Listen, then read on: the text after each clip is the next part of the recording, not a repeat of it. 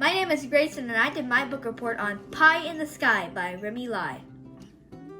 My book is about a kid named Jinghuan who moves from China to Australia.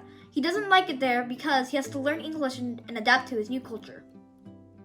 The family owns a cake shop back in China, and Jinghuan used to love baking cakes with his father who passed away in a car accident before they moved to Australia. Even though Jinghuan's not allowed to bake any cakes on his own, he does it anyway to get a taste of home and to remember his father. In the process of baking all these cakes, he learns to love his new home. I recommend this book to people who like baking, learning about new Asian cultures, and who can relate to the immigration story. For my project, I baked the rainbow cake, which is the signature cake sold at the Pie in the Sky bakery. There is a recipe for the cake at the end of the book. Here's what you need to make my rainbow cake.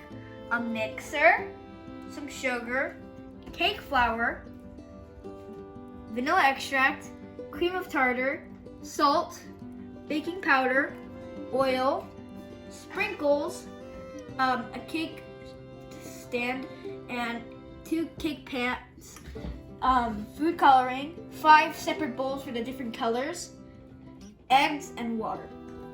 Right now, I am separating my egg whites from my egg yolks. As you see, I have to crack the egg, put it into the whites that I'm using, and it separates the egg yolks and the egg whites. Let me show you.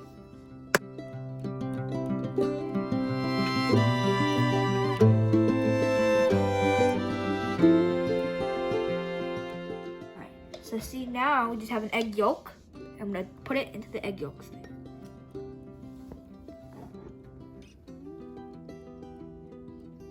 That's how you separate an egg yolk to an egg white. Right now I'm sifting the cake flour into the dry bowl, and on the right we have the wet bowl with eggs and sugar, and I'm going to mix it up. So once we mix it up, it's all good, and then we put oil in there. We put vanilla extract, and we put in salt, baking soda for the dry bowl. We pour it into the dry bowl. Mix it all up, and now we're making the egg whites that we separated earlier fluffy with cream and tartar. So you go from low speed to high speed, and then it makes it really fluffy. This is what makes the cake fluffy and not denser.